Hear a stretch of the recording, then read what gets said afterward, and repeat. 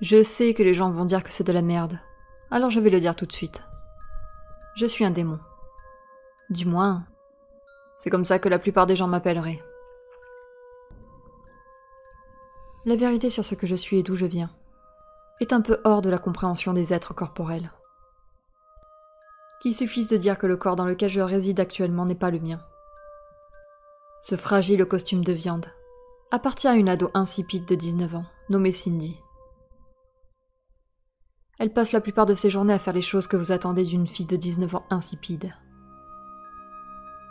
Elle passait la plupart de ses journées à poser dans 20 positions différentes, avant de décider finalement de publier ce selfie sur Instagram. Elle avait l'habitude de sortir avec ses amis, et de sauter sur son siège à la moindre alerte. Elle avait aussi l'habitude d'inviter ses amis dans son dortoir, et de jouer avec une planche Ouija. Pour être juste envers Cindy, elle n'a fait cette dernière qu'une seule fois. Dans des circonstances normales, une planche Ouija est une merde. Vous n'entrez pas en contact avec des fantômes, des démons ou quoi que ce soit de ce genre.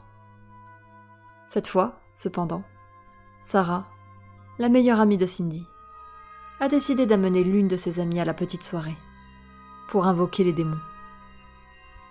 Et cette amie, qui selon les souvenirs de Cindy s'appelait Cheryl ou Cynthia, a décidé d'apporter un livre très spécial avec elle.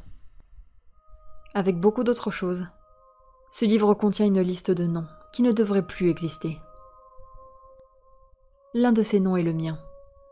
Et avant que tu y penses, non, je ne vais pas te dire mon nom.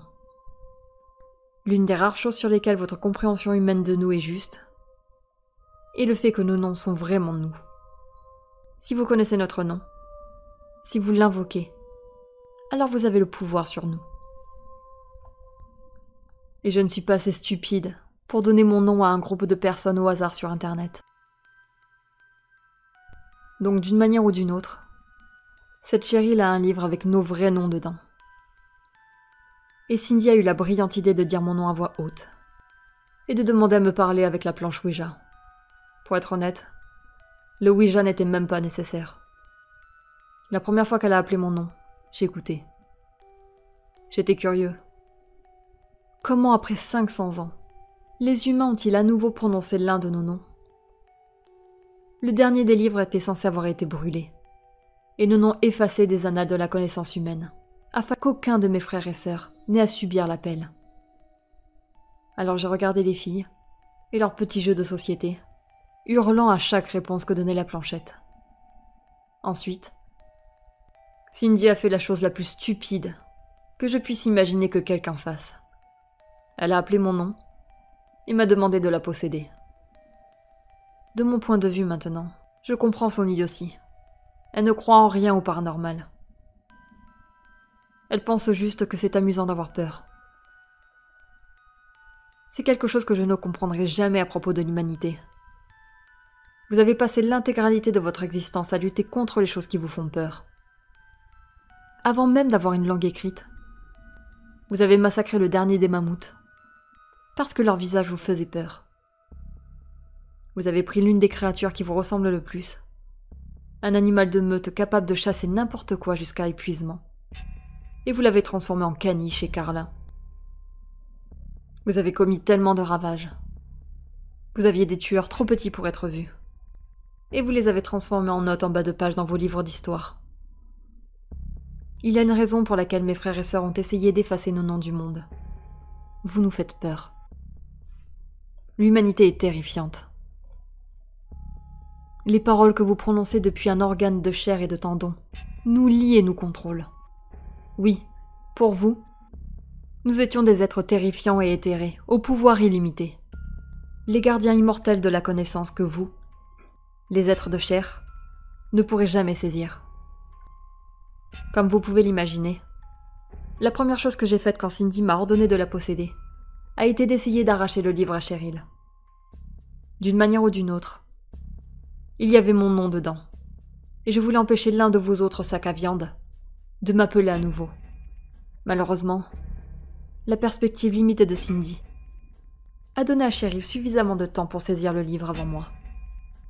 Elle savait que je venais. Elle savait que la première chose que je ferais serait d'essayer de prendre le livre. Cheryl savait qui j'étais, ce que j'étais. Et elle savait ce que je voulais. Cette fille était plus qu'une adolescente insipide, à la recherche d'un stupide frisson. Cette fille savait exactement ce qu'elle faisait. Cela m'a seulement motivé à saisir le livre. Parce que la seule chose plus effrayante qu'un humain stupide, qui ne sait pas ce qu'il fait, est un humain qui sait exactement ce qu'il fait. Alors je l'ai attrapé par ses cheveux teints en noir, et j'ai essayé de lui prendre le livre. Cette garce de Sarah m'a attrapé par les bras, et m'a éloigné de la seule chose que je voulais. Elle et 2 autres m'ont retenu, jusqu'à ce que la sécurité du campus arrive, pour m'emmener dans une cellule faite de fer et d'acier, où j'ai été transféré dans une autre cellule de peinture blanche, et de chaussures sans lacets, soi-disant pour que les patients ne puissent pas se blesser. Hôpital psychiatrique de Sunny Acres. Ne vous fiez pas au nom.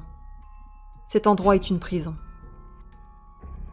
Ils engourdissent mes sens avec des médicaments, et me font remettre en question mon but, avec des questions insensées sur ce que je ressens, et me demandent pourquoi je suis en colère tout le temps.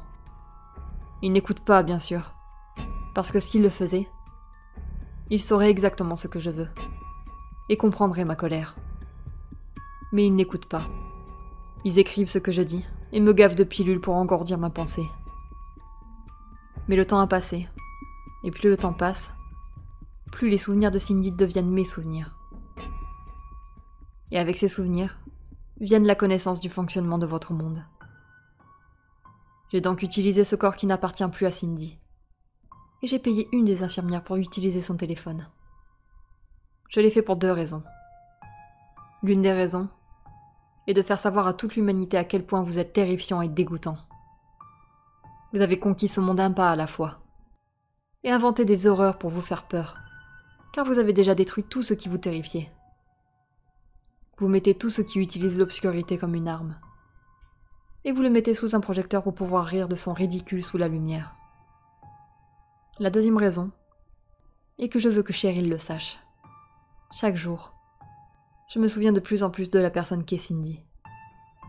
Chaque jour, je l'imite mieux. Chaque jour, les médecins croient de plus en plus à mon imitation. Je suis éternelle, Cheryl. Tout ce que j'ai, c'est du temps. À un moment donné, je sortirai de cette prison blanchie à la chaux. Et quand je le ferai, Je viendrai pour toi.